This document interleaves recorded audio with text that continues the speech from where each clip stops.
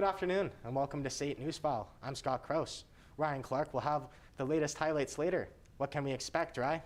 Well, we're going to see some Canadians doing what they do best, winning on ice in soccer.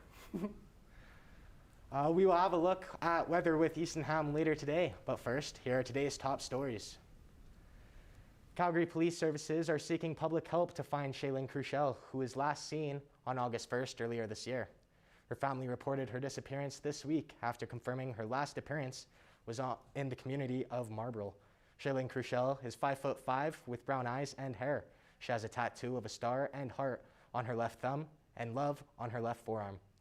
The shakeup at Rogers Communication continues. Rogers has announced the previous president, Joe Natale, is out as CEO for the company. Since Joe Natale's presidency ended at Rogers, Tony Staffieri has been appointed as an interim president and CEO. A statement from Edward Rogers thanks Joe Natale for his work and contributions to the company. Rogers says the search for a permanent replacement for president and CEO is now on, and until they can find someone fit for the position, Tony Staffieri will be the candidate for the job. The pandemic has come down hard on the economy for over a year now, but pet stores have been thriving since the pandemic started. Now homegrown businesses are still reminding Calgarians to continue to buy local in these uncertain times. Gates Warren has the story. You use all the parts of the animal, like a dog can digest it. The pet industry has seen a rise in sales due to an increase in pet adoption during the pandemic, but small businesses are still having to compete with brand name stores. Megan Huchkowski, the co-owner of Doodle Dogs Inc., says shopping at your neighborhood pet store keeps the money invested in the community. When you're actually buying from our store, it allows us to support that community, which allows you to give back to not only a locally owned, independent, family-owned business, but the people we carry in store are also that as well. A Calgary survey found that 71% of small businesses saw a decrease in their revenues since February of last year. Pet owners around the city are trying to make sure this trend doesn't continue by finding unique products from Alberta-based vendors. The things you get, they're so much better quality. The customer service is top-notch because you're dealing with real people instead of dealing with corporate policies, which is what I absolutely love about it. Most pet owners agree that shopping local is important in order to support small business. But many consumers still shop at big box stores like PetSmart out of convenience or necessity. I mean, the big box stores do well because they have the budget to be able to, market themselves and just be visible enough like that. Lei Zanting and Brent Ansorger say while accessibility and branding of large pet retailers may make them more appealing, consumers should try and support local where they can. We do need to be cognizant that there's convenience, but at some point there are some items you probably should try to keep purchasing locally. We've seen how important buying local is to Calgarians, and the pet industry continues to find the support it needs from the community to ensure no business or pet is left behind. For State Newsfile, I'm Gates Warren. There has now been 3,188 Albertans who've died from COVID-19. Alberta has confirmed 321 new cases of COVID-19 from 6,425 tests. So far, 13 new deaths have been announced this week. With mandates in a world of almost 8 billion people, the number of masks produced is exponential. Last year, over 1.6 billion face masks were polluted. Stacey Hine is live from the newsroom to tell us more. Stacey, what are Calgarians doing to solve this problem? Well, Scott, a new volunteer group called Keep the Earth Fresh is picking up trash along Calgary's Bow River. The initiative began when a U of C student saw an increase of litter due to the pandemic. Angelina Haja noticed the mass production of PPE, like disposable masks, polluted much of the city's parks and riverbanks. What started as one student became a team of Calgarians that meet once a week to remove trash. The group focuses on picking up COVID-related items around the Peace Bridge. Members have removed about 50 to 100 bags of garbage and do not plan on stopping during the winter season. It just during snowy, really stormy days, we're going to have to ease up a little bit, but we're going to keep going. The pollution doesn't stop and littering doesn't stop just because there's snow on the ground, and I think our team's really determined to keep pushing through this season. The Bow River flows to the Saskatchewan River, which flows into the Hudson Bay and into the ocean. Back to you, Scott. Now that's some determination. Thanks, Stacey. That was Stacey Hine reporting live from the newsroom. Survivors of military misconduct are waiting for the legally required apology from the Canadian federal government. Within the past 2 years, 15,000 claims have been submitted to the government about sexual misconduct in the Canadian Armed Forces. Survivors were promised an apology in 2019, but they are still waiting for one. Last year, they were told an apology was on the way, but it never came. While it may just be a gesture, the acknowledgement of what survivors experienced is a validation that's important for many.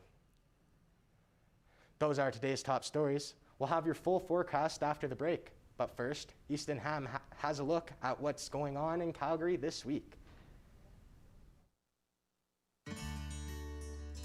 Anyone who likes music, more specifically indie rock, Louis Jean Cormier will be in Calgary at the National Music Centre performing live on Friday, November 19th with pop act Floor L opening for him.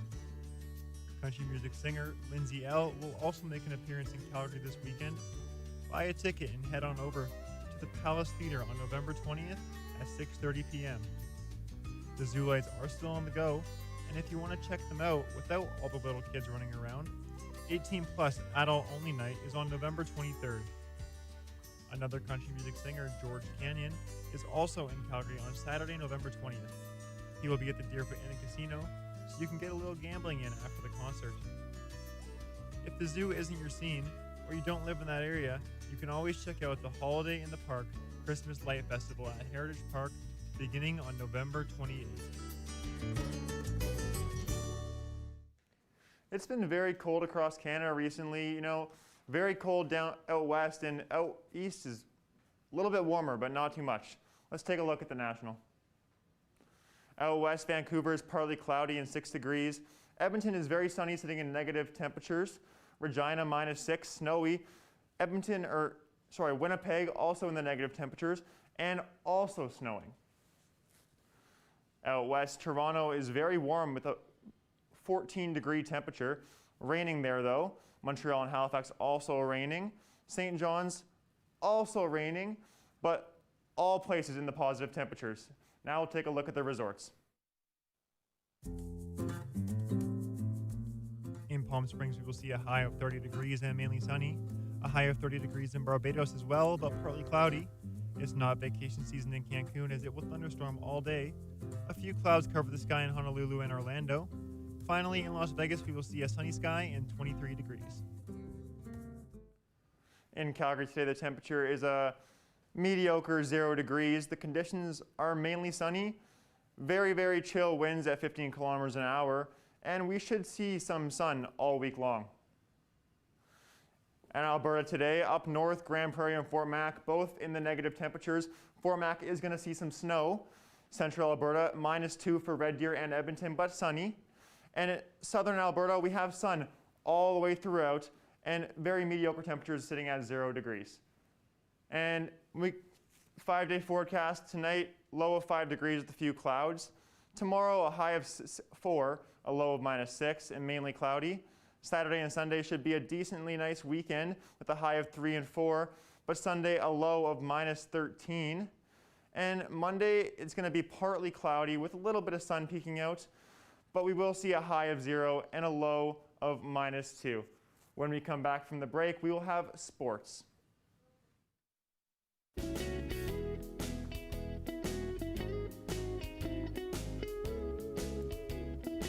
When you donate to the Salvation Army, you're not just donating a coat, you're donating another warm night for someone that needs it.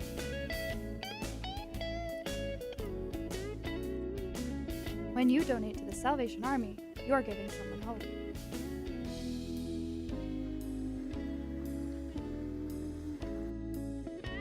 So why wait? Give hope today.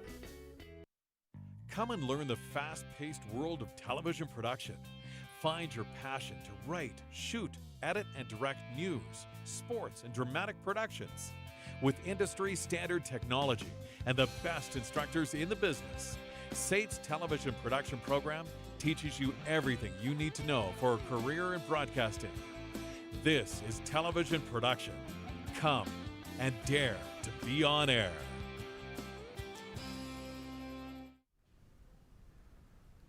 Welcome back to SAIT Newsfile. Ryan Clark joins us now for a look at the latest highlights. Yeah, we got some good stuff for you tonight, Scott. Flames losing in overtime, but at least SAIT was able to win. Double victory after all. That's right, SAIT Trojans men and women's basketball teams gained a double victory against the Olds College Broncos. The men's final score was 90-69, while the women's final score was 66-56. The Broncos were hoping for that home court advantage, but the Trojans squashed that hope. Players Noah Leto and Brooke Baker earning player of the game for SAIT. The men and women will play next against Ambrose University Lions on Friday at 6 and 8. And the Calgary Flames were unable to snag a victory against the Philadelphia Flyers, losing in overtime 2-1. The Flames starting off strong with a first period goal by defenseman Oliver Shillington.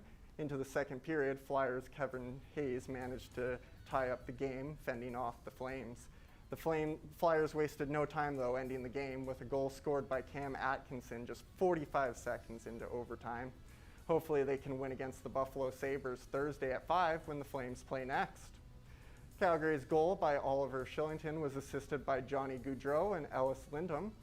Kevin Hayes was assisted by Ramses Rustafson, and Atkinson was assisted by Sean Coutier. Canada is proving the snow loves us with a frosty victory over Mexico in the World Cup qualifiers, 2-1, earning them first place with 16 points. With this win, Canada is now sitting undefeated and top of the pack, with the U.S. sitting right behind at 15 points and pushing Mexico back into third with 14 points.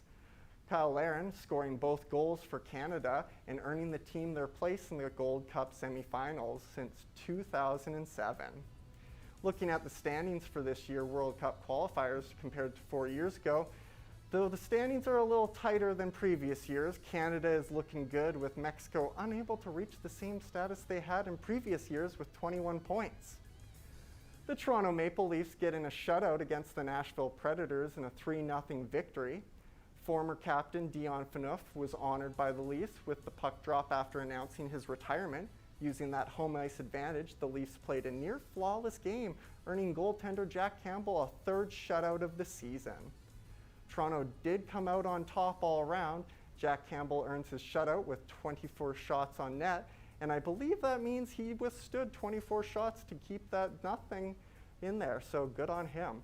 The Predators might want to lower those penalty times to give their opponents less of an advantage. More bodies on the ice, more chances to score. The Edmonton Oilers were unable to get a win out of the Winnipeg Jets, losing 2-5. It was not a pretty sight for Edmonton fans watching as goaltender Mikko Koskinen was target practice for the Jets, who took an early game lead in the first period. The second period was dominated by the Jets, who gained 3 goals, giving them a hefty lead into the third period. Edmonton managed to bring it back in the third period, but they were ultimately unable to score enough to tighten the lead. Edmonton will host the Jets in a rematch Thursday at 7, hoping for that home ice advantage. Edmonton was unable to make last night a 12th win, adding to their losses instead. Though they did not come out on top victoriously, they still lead the Jets in wins and losses. Edmonton still holds the second place seed in Western Conference, with the Calgary Flames hot on their heels. And now that's a look at sports. Rye, have you heard of the fainting goat? No, what's that? Well, it's a rare breed with a genetic disorder. When something frightens them, their muscles stiffen up and they fall over.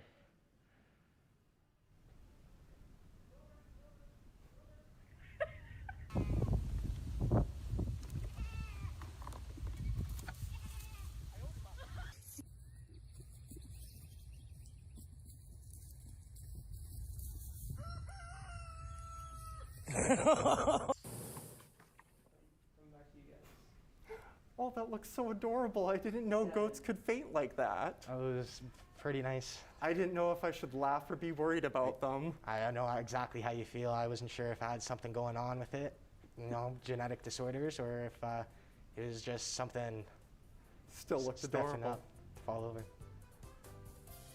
That was pretty good video to watch though. I do like